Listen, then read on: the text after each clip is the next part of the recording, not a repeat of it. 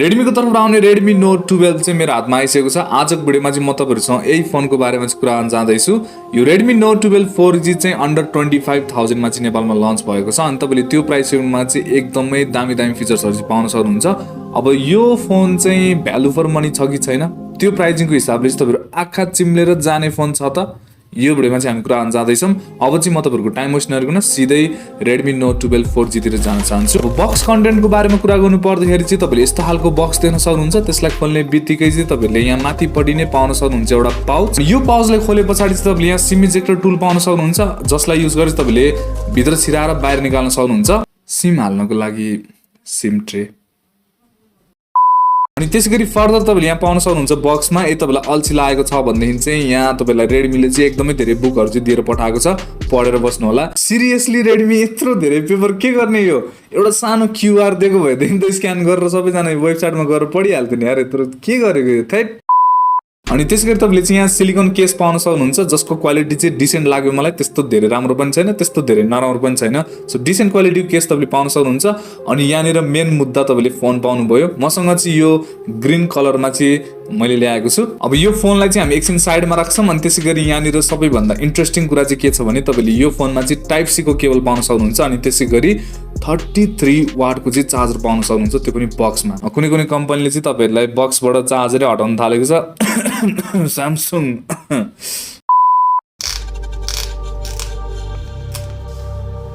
Wow दामी बब्बाल तपाईले चाहिँ डिजाइन पाउन सक्नुहुन्छ। अब चाहिँ म तपाईहरुको टाइम वेस्ट नगरिकन यो फोनको बारेमा चाहिँ कुरा गर्न चाहन्छु। अनि सबैभन्दा पहिला चाहिँ म यो फोनको डिजाइनको बारेमा चाहिँ कुरा गर्न चाहन्छु।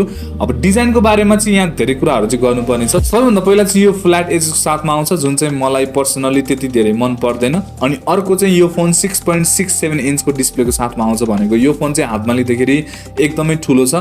अनि यदि तपाईलाई चाहिँ बक्सी डिजाइन मन पर्छ, ठुलो फोनहरु मन पर्छ भनेदेखि चाहिँ तपाईलाई सायद यो फोन चाहिँ मन पर्न सक्छ। तर मलाई चाहिँ Redmi Note 11, Redmi Note 10 मा चाहिँ के राम्रो लागेको थियो भने त्यसको कम्प्याक्ट साइजै मन परेको थियो। यो फोन चाहिँ हातमा लिँदाखेरि चाहिँ मलाई Redmi Note 10, 11 को चाहिँ सक्सेसर जस्तो चाहिँ फिल भएको छैन।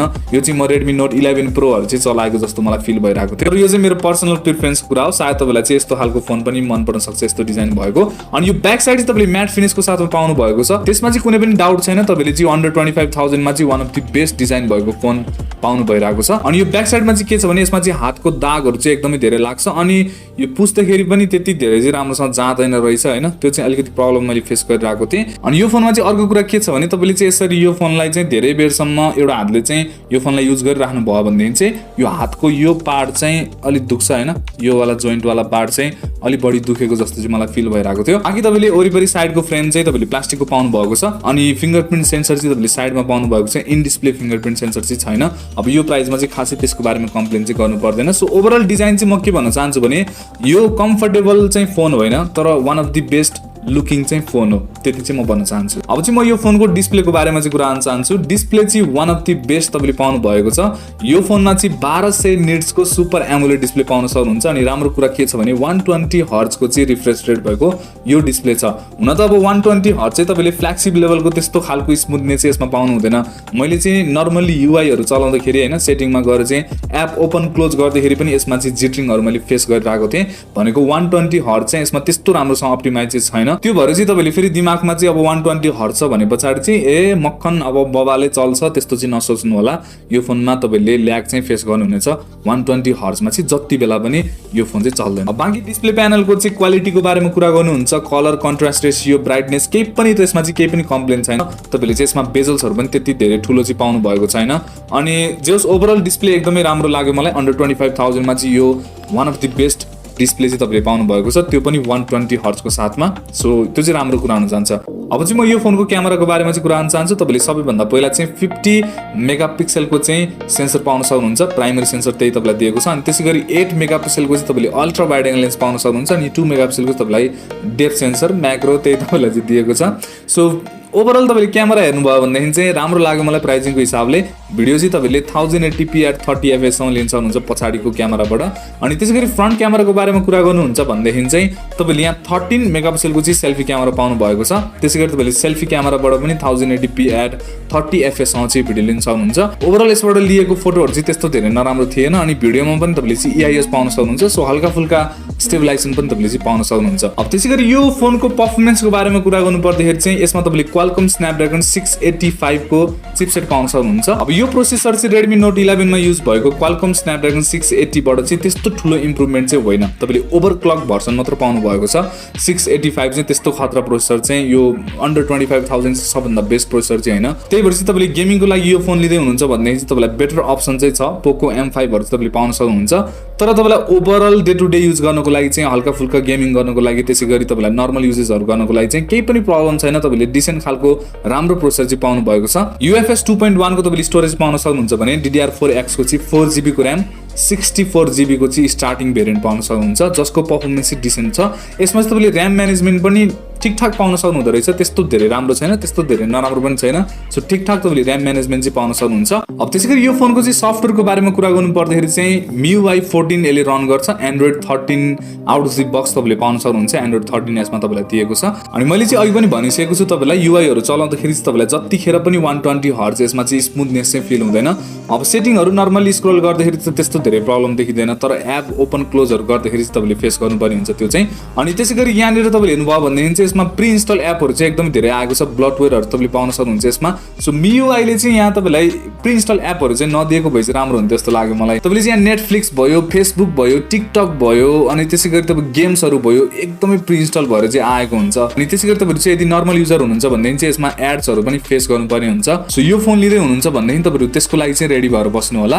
अनि त्यसैगरी यो फोनमा तपाईले सिंगल स्पिकर पाउन सक्नुहुन्छ। तपाईलाई डुअल स्पिकर चाहिँ दिएको छैन। स्पिकरको बारेमा परफर्मेन्सको बारेमा कुरा गर्नु पर्दाखेरि चाहिँ ठीक छ। अब सिंगल स्पिकर यस्तै त हुने हो, डुअल भएको भए चाहिँ अझै राम्रो हुन्थ्यो। बाकी तपाईले चाहिँ यसमा आयर ब्लास्टर भयो, हेडफोन ज्याकहरु सबै पाउन सक्नुहुन्छ। ब्याट्रीको बारेमा कुरा गर्नु पर्दाखेरि चाहिँ यसमा तपाईले 5000 mAh को ब्याट्री पाउन सक्नुहुन्छ। 33 वाटको तपाईले फास्ट चार्जर पाउन सक्नुहुन्छ।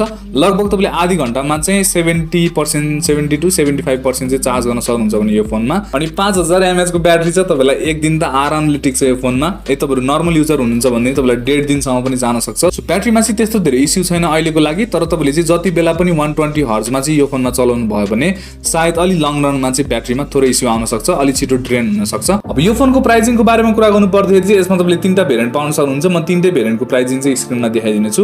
23000 बाट चाहिँ सुरु हुन्छ अनि लगभग 27 26 27000 सम्म चाहिँ यसको प्राइसिङ चाहिँ पुग्न जान्छ। सो अब यसको बेस्ट भेरिएन्टको बारेमा कुरा गर्नु पर्दाखेरि चाहिँ 23000 मा आउँछ। त्यो प्राइसिङको हिसाबले चाहिँ यो फोन लिनको लागि चाहिँ ठिक छ कि छैन भनेर सोध्नुहुन्छ भनेदेखि चाहिँ यो फोन चाहिँ अन्डर 25000 मा one of the best offering phone हो। तपाईहरु डेफिनेटली यदि लिँदै हुनुहुन्छ नयाँ फोन भन्देखि चाहिँ जान सक्नुहुन्छ।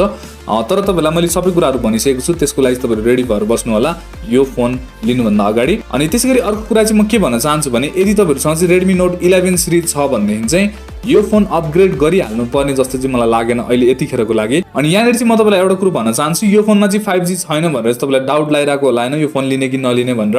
मेरो विचारमा चाहिँ अब 20-25 सम्म तपाईहरु चाहिँ फोन लिँदै हुनुहुन्छ भन्दैन अहिले 5G हेर्नु पर्छ जस्तो चाहिँ मलाई लाग्दैन। 5G नेपालमा आइसकेको छैन हैन। त्यो 4G सँगै जाँदा पनि भयो, अझै लाग्छ होला 2-4 वर्ष नेपालमा 5G आउनको लागि।